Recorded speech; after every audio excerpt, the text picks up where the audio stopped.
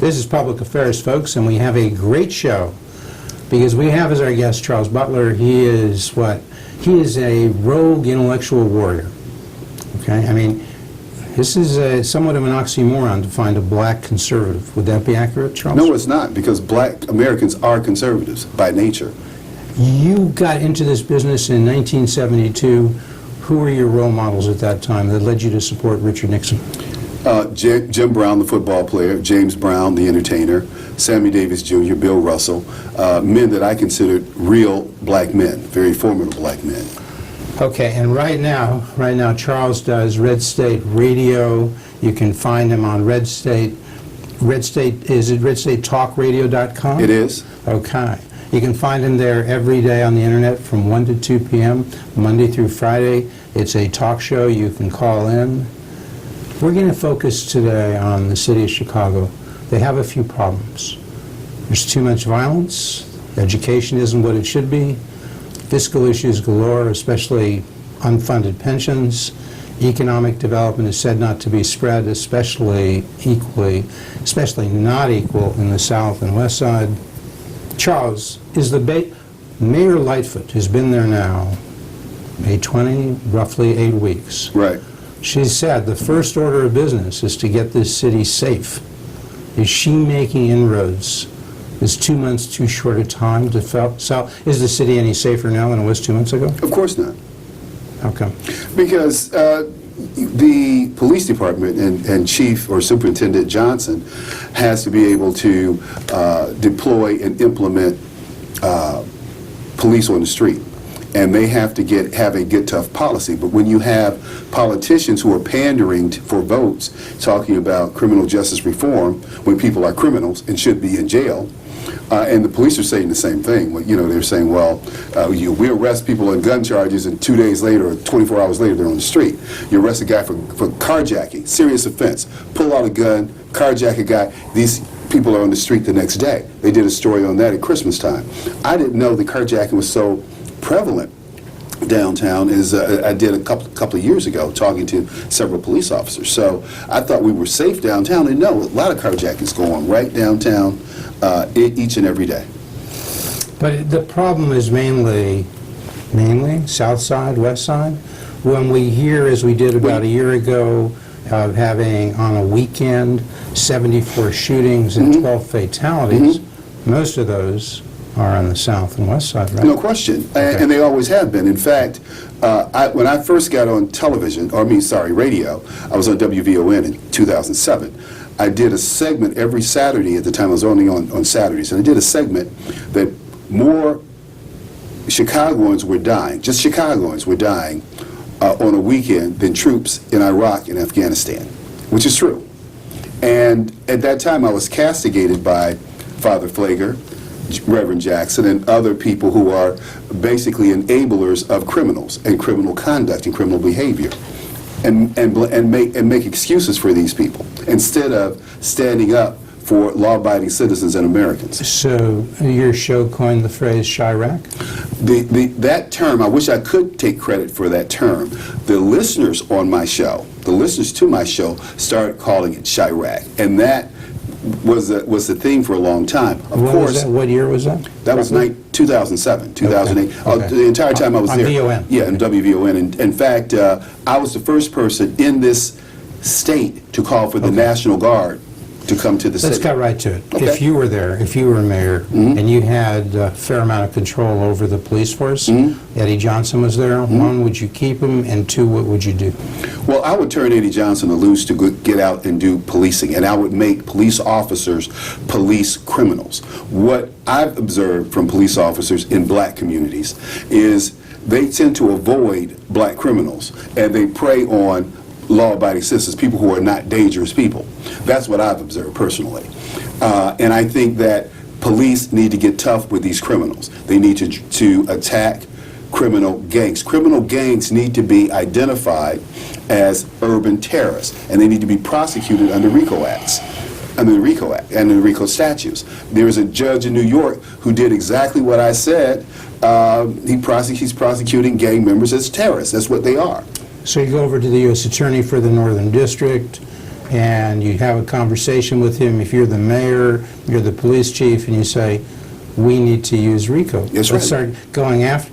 Didn't we do that at some point with No. the gangs a long time ago? No, because we put a lot of the gang hangers away, didn't we? No, because the gangs... Larry Hoover? No, that's only because Larry Hoover and Jeff Ford wouldn't cooperate with the criminal activity that they claim was coming out of the mayor's office. So, and I believe these guys. Do you believe that the criminal activity was coming out of the mayor's office? No question, because Who you was have the mayor to... then? you have to- Who was the mayor then? Well, Daley, as far as I'm concerned, because I can only go back to Daley, and my research goes back to Daley. Daley 1 or Daley 2? Daley 1. Okay. Daley 1 formed alliances with the black gang members, and during election season, he recruited gang members to go out and pass out literature and take people to the polls.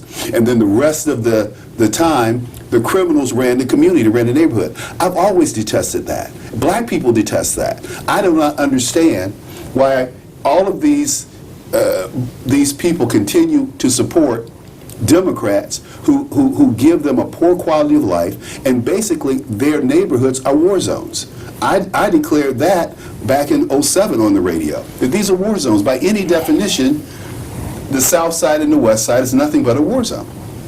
So is it really a matter of breaking up the gangs, of going after, do you put all the gang members away? Do you put the leadership away? I think that we should declare that, just like the Taliban or ISIS, that these people who participate in these gangs are terrorists, and they need to be treated as terrorists, not by due process and policing laws. They need to be eradicated from these communities because they're terrorists. What is eradicate? Remove and put in jail, or just eliminate I them don't with care. extreme Listen, prejudice? Jeff, I don't care what you do with them, because in some cases you're going to have to do whatever you have to do.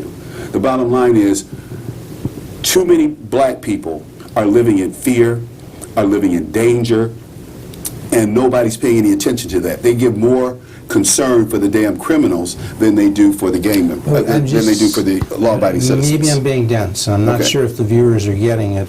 If I were Lori Lightfoot and you were talking to Lori and Eddie Johnson, what specifically would you tell Eddie and Lori to do to eradicate these gang members? Well, see, first of all, you're talking about policing and police action. Yeah. In order for the police to arrest you, you have to commit a crime. In fact, in the black community, when you call, example, you call on a guy who's sitting out in front of your house cussing you out, intimidating you. The police come and they say, well, has he done anything? You say no. Well, see, well, wait until he does something before we come. They don't do that in white neighborhoods. They come and they eliminate that process and they de-escalate that Don't process. they have to have probable cause to But arrest the somebody? probable cause is somebody in front of my house telling me he's going to kill me or he's going to do me bodily harm. Okay. And they say, well, wait until he does something. We can't do anything. That's the way they police in the black community. So you're saying they can do it, it's within the law, they're just not? They're not, no. And so if they you're, police differently. if you were the mayor, you'd Yes. go to the police and say, do what you just said. Okay, so if you have a weekend where you have 74 shootings and 12 fatalities, you just go and say to these guys, look, you must be spending too much time on the small stuff. Let's focus on the big stuff.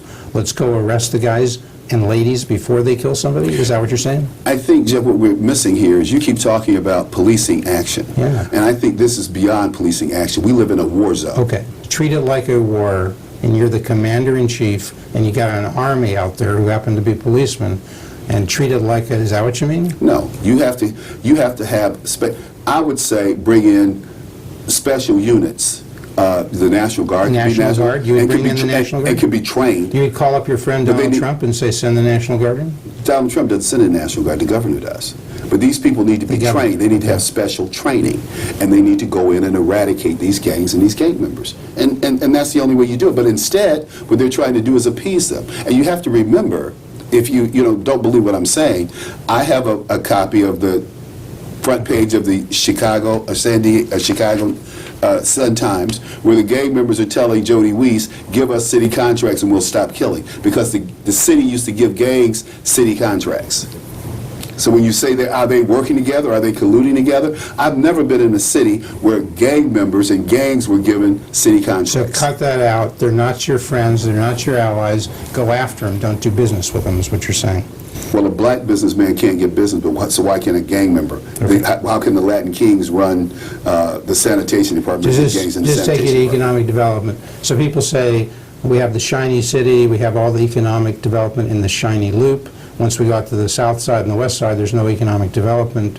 You say it's not safe for business to go there. Why It's should not. business? If you make it safe, then they'll come. I'm not interested in going to like they talk about opportunity zones. I attended a meeting, they talk about opportunity zones. Okay.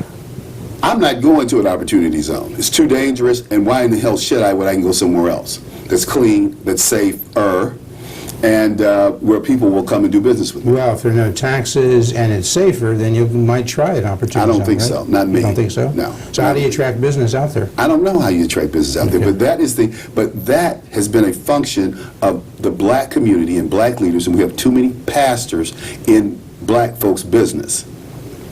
And until you get control of these streets, and until you start policing where you have a decent quality of life, you're going to have people who leave the neighborhood. You always hear this phrase in the black community, oh, they left the neighborhood. Oh, the black intellectuals and the black professionals left the neighborhood. Well, why wouldn't they? It's called moving on up. If I had a decent, like in Atlanta, you have huge pockets of black professionals who live together, and they're like people. I don't want to live near poor people or crazy people or people who are not like me. I'm sorry. Let me just throw out another alternative Go ahead. approach, then we'll go to education. So people say there's a list that Eddie Johnson's seen. I asked him about this list 2 years ago. Okay. 1,800 people, 80% of the people who commit homicides Mm-hmm. or the perps or the victims are on that list. Mm-hmm. They know who they are. Is there such a list, and what would you do with it if you were Eddie Johnson? Pick them all up. Get them off the streets. What good are they to society? Even the guys who are going to be victims, what do you accuse them? You're going to be a victim of a homicide? That's what I said. This list has the players. Some of them are victims for whatever reason. Some Victims. of them are perps. Yeah, if you shoot somebody, there's a victim. Maybe that's the wrong word. Yeah, that's the wrong word. What's the right word for the person who shot? Who's a Who shot another homicide? gang member? Well, I don't know what he is. Are most of the look? We have 500 or 600. We have 600 or so homicides probably this year. And 2 years ago, in 2016, we spiked at over 700.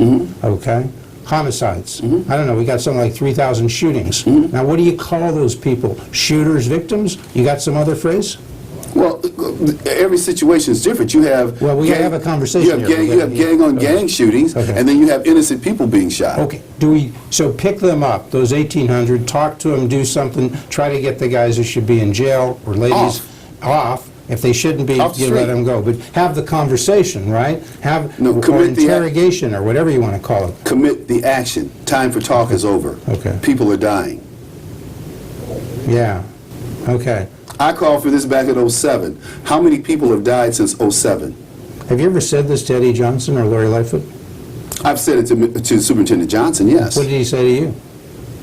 Well, I mean, he's the superintendent. What is he going to say? I don't know. What did he say to you? Well, he's very diplomatic. I like Eddie Johnson. I Okay. think he's a great superintendent. But he's not running out to do what you're saying. He's But not he picking out can't the because his 1,800. hands are tied, and you have legal issues to deal with. He's a police officer. So he can't do legally what you want him to do. No, but you can implement Okay. paramilitary units to go out and do it. Okay. Go ahead. Education. Education. CPS. Yes. K through 12. Yes. A disaster? Totally. What'd you tell me in preparation for this show? You said something like 10% of the fourth graders who are a minority, which is 80% of the population in CPS, read at grade level, right? No. Well, 10%. 10%. Yes. 90% Yeah. don't. Yeah. Could you do it differently? No question. Could you come in and say after a few years we'll get 90% reading No at grade question. level? No What question. do you do? There's a gentleman who used to be the head of CPS. His name is Rufus Williams. And also, who was the guy who ran for governor who was at Paul Vallis. Paul Vallis? Did a wonderful job at CPS. 1995 to 2000. Wonderful job at CEO of CPS. CPS. But when he started doing too good a job and started focusing on black and brown schools, Daley fired him. Ran for governor, almost won, but didn't quite. Didn't quite. That's the but history. Paul Vallis, in my opinion, He had was it one right. of the he had it right. And when he started trying to implement policies on the south and west side of town, and this is the thing that kills me because people are so stupid. They go, well, the schools are better in the white areas because they pay higher taxes. No, all the money goes into a pot, dummy. I mean, I hear educated black people tell me this. I'm like, no, all the money goes into a pot. Those schools in black areas should have the same type of resources and look and say, well, you go over Well, there. they don't. It may not be the issue, because we're spending $17,000 per kid per year currently at CPS. 17,000. We're spending more in the suburbs, but the difference isn't whether you're spending 22,000 per kid and 17,000. You should be able to educate a kid to read, no matter what the problem is, for 17,000 per year, shouldn't you? CPS is a zoo. You have teachers. I remember talking to Karen Lewis, who was president of CTU. Karen said to me, I said, Karen, we have the highest paid teachers, some of the highest paid teachers in the country, lowest test scores. She said, well, Charles, first we have to be parents to the children. We have to be sociologists. We have to be psychologists. And we have to feed the children before we can teach. You need more men in these schools, because men are about doing their job, which is teaching, not looking at a child's welfare. The school used to be a safe haven for children. Okay. Today it's no longer a safe haven. It's a zoo. So make it safe, teach. What about school choice, opportunity scholarships, competition? Do those things work? No. No, really? No. So you differ from the conservatives on that issue? Well, as many say that's the silver bullet. Bullshit. I mean, bull, because think about, who these people are. They don't have kids in these environments. The bottom line is, I think the neighborhood schools, I think we need to stop this busing crap. Neighborhood schools should be at the same standard of all the schools. You have to stop busing. Okay, no, you missed my point. You can have neighborhood schools. If you give $17,000, which is your federal, state, and local spending, to the parents, you don't think those No. parents could decide what school No. is best, and schools would No. arise, new schools would come up in their No. neighborhoods, because why? They want the $17,000. No. And if they teach, they get it. If No. they don't, they don't. That No. doesn't work? No. All free enterprise and competition is wrong? No, I think, well, Okay. let me just say Because this. that's what free Let me enterprise just says. say this about that. Yeah. Where Trump is today on China and trade, I was there 30 years ago. Trump So, supports school choice. Yeah, I support choice to a point. And I do think that people should have choice, but I don't think we should eliminate, give parents the decision to make that decision. Who makes the decision? I don't know who would make that decision, make but it better than the but I parents? believe. Well, you don't have good parents today, Jeff. You keep acting like you keep. You've got a lot of good parents. We don't have good parents, and the Who's the racist in reason you have a conversation? the reason you have Why don't you have the reason you have a SNAP program is because mothers are not feeding their children in the morning. That's the reason you have a SNAP Mothers, program. 90% of the mothers. Why do you have a SNAP program? You don't know any single moms who are doing well Why at do you have a CPS? SNAP program? Because you have some people that are not performing. Some people. But I don't think some you have 90%. You have yes, you do. What percent And you of have. I would say 70, 80% of children are getting fed their breakfast and lunch We live in at different school. worlds. Well, We no don't see it. question, we Okay. live in different worlds. Okay. Believe me, there were several books out about America being two Americas, a black and white America. I live in your America. You can't see my America. I live in both Americas. I'm using that expression loosely. I understand that. I mean, I talk to folks, I talk to you, I talk to people on the south side, west side. They tell me they'd like to have this competition. They tell me they can... They don't know anything A lot of these about the people out there, competition. They're hard-working people. Not everybody is a gangbanger out there. They don't know anything about the competition. Okay. And if We're they not gonna- did, If they did, they wouldn't go down and vote Democrat every election cycle. well, there's no Republican Party in the city of Chicago, so you don't have a There choice. are other there, people, do you? though. Well, it's the Democratic Party. You got a single-party No. rule, right? No. It's now the state of Illinois you got a single-party rule. Oh, okay. I think you do. No. All right. Okay. The finances are in the mess. Yes. Why? Because we have $70 billion in the unfunded pensions.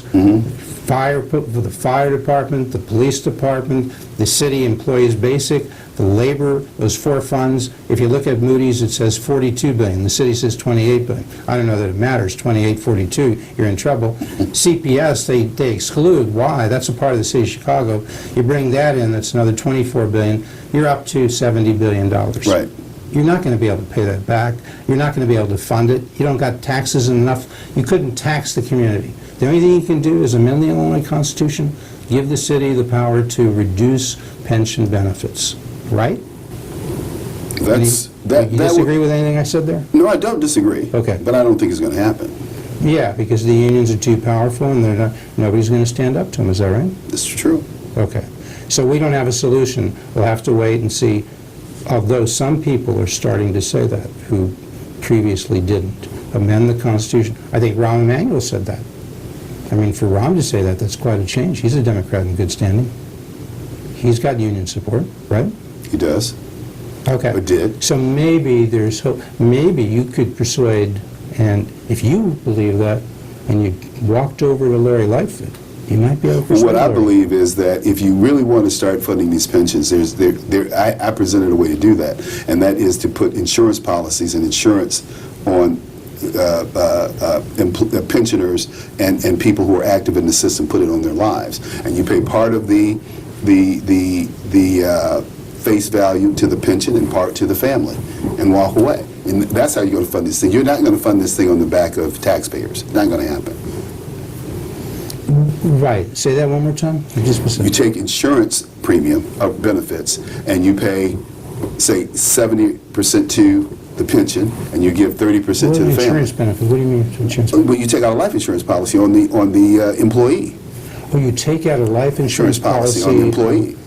Okay, and when they die, you get the insurance benefits. Because the pension is paying the premium. Yes, it's legal, totally legal.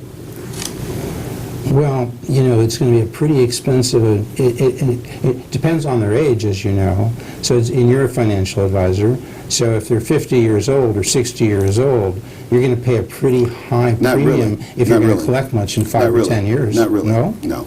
In fact, we had a whole plan that we presented to several groups, but you know, we're going through the political So thing. you would present this to Larry Oh, no Lightfoot? question. And the governor. And the governor? You Yes. have presented it to him? No, I have not, but it would be a good thing too for them to Why look wouldn't at. they do it if it's so obviously good? Because you have I mean, some how- people. how Some they- people how say, does "Well, that how work?" can we make money of people dying?" Well, they're going to die. I mean, Right. that's a given. Governor Pritzker's a smart guy. He He's is, not but gonna say I didn't. that. But I didn't take Lori Mr. Lightfoot's a Pritzker. smart woman. She's not going to say They're that. different people than the people I spoke to Okay. before. I talked to Rauner and I talked to some folks over at the pension board. But you know, what do we got? Okay, so we've covered education, we've covered violence, we've fixed the city's financial issues. You're saying on economic development, there's not much you can do on the south and west sides because they're not safe places to invest. Even if you have an enterprise zone that says, folks, come in here for 5 or 10 years, you won't pay property taxes, you won't pay income taxes. It's a boon. You're saying that's still not going to attract business there, is that right? No. So that's part of Trump's policy. It may not be as blatant as I just said. There may be some taxes. We'll see. It's only been in effect for a month, for a year. But there are people who are running for mayor who said they would participate in that program. Well, Even if they didn't like Trump, they thought it might be a way of getting investment into those west side, south side communities and get jobs there. They said the same thing about enterprise zones. Nobody is going to go into black zones around black people who are violent and criminals. Bottom line. And I don't blame them. Let's stop playing games here. Okay, so, but if you got them safe, if you did some of the things you said, so you would start arresting and eradicating these gang members, then you'd have a safer area, then you'd have the investment, then you'd have the jobs. You'd have a few people, you'd have some business go down there, but they're small businesses, you know. Okay. There's another way. What's that? You know a safe haven? Yes.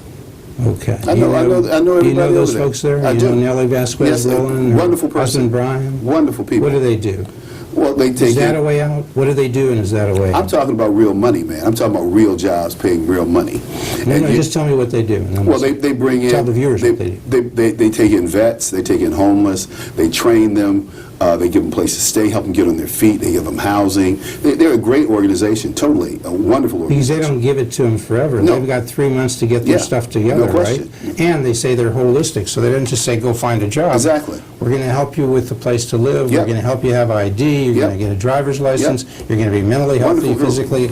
But you got a short amount of time to do it because they keep rolling more people That's in. right. But they service 5,000 people a year, which That's is right. pretty good for their budget. For a group that size, yeah. Why doesn't the city of Chicago, why don't you go over and talk to Lori Lightfoot? You know her better than I do. I don't know Lori at all. Well, I've get met to know her, her. yes. And say, look, you got this ASH program. You could double, quadruple. You could make it, instead of dealing with 5,000 people, they could expand and deal with 50,000. You could have 10 other programs like Wait a minute, this. Jeff. These people are playing games. They'd rather deal with ceasefire. You know, former gangbangers who are talking to gangbangers about not committing violence. How crazy is that? I mean, so I would say if I was running ceasefire, hey, you guys need to go out and create some havoc, so we can. So you don't think you could persuade the No. current administration? Well, Lightfoot, yes, because she's I wouldn't say progressive because they equate that with being liberal. I think she is pragmatic. I think she is determined. I think she's sincere. And I think she's a doer. She's a lot like a Donald Trump. She's just, of a different political party, but I think she's a doer. Okay, let me just go back to education. Go ahead. Back to this because that's so important. Mm-hmm. And I screwed up. I gave you the pitch for vouchers and school choice. You didn't like it. No. But I never said to you, well, what would you do? How would you dramatically fix education so we have 80% of low-income minority kids, Hispanic and black, reading at grade level as opposed to 10%? How would you do? And how long would it take you to do that? The first thing you have to do is you have to establish control in these schools. You have to give teachers the authority. We give them the responsibility. We don't give them any authority. We have to take you have these children who are totally out of control, and you have the school system and policies that allow these children to act out and disrupt classes. So discipline. We have to have total discipline. Like I said, we have too many women running and in the school system, totally. We need disciplinarians, we need structure. I'm tired of listening to, I used to deal with, bring kids on my show or young people on my show, and these were the good guys. These were the A.B. students going to college, and they say, Mr. Butler, all the bad kids get all the attention, and that's what they focus on, and they will never turn the system around focusing on bad children. So there are people who are saying we've been too tough on minorities. Oh, please. And the suspension rate is higher in the black community. Because it deserves to be. So you tell them it's good, you should be suspending more, not fewer. That's your attitude? Problem children need to be taken away from the bushel. And where do you take them? You know what? At this point... Do you give up on them, or can you do something with these kids? I say you give them a second chance. Where? In an alternative school? In an alternative school, but they're going to fail there. They're not They're going to fail there in an alternative school. That's just a stopping point. So what are you going to do? How do you fix Hey, you know what? People have choices to make. Let me be clear, Jeff. People have choices. Hey, listen, you either you can do. See, in the old days. I'm getting distracted. We only got a minute left. In the old days, if you were a bad person, they gave you a choice. You go to prison or jail, or you go to the military. Okay. Today, they don't do that. Okay, so we only have a few minutes left, and what you're saying is this discipline, then you can have tough people who are tough saying, you're going to learn how to read, and we're going to tell you, and we can do it. Do I have it? Is there anything else that needs to be done? We have some cultural issues that we don't have time to deal with. The family, and the family structure is broken down in the black the thing about being too white and being black and being too white. Like the way I speak is I'm too white. I'm trying to be white. No, I'm a black man of letters. I speak like Dr. King and people like him. It's like Ralph Bunche. So every black person ought to speak the way you're speaking. Well, not if you want to. You have a choice. We need to follow the law. We need to follow structure. We need to have morals and values reinstituted in our school. We need to bring back Pledge of Allegiance. We need to respect our country and our communities. We've taken all that away. We've taken God out of our culture by law. We need to bring God back. We need to bring the Pledge of Allegiance back. Okay. We need to respect each other. And if you don't respect yourself, how are you going to respect someone else? And we need to bring those things back, and we need to bring them back now.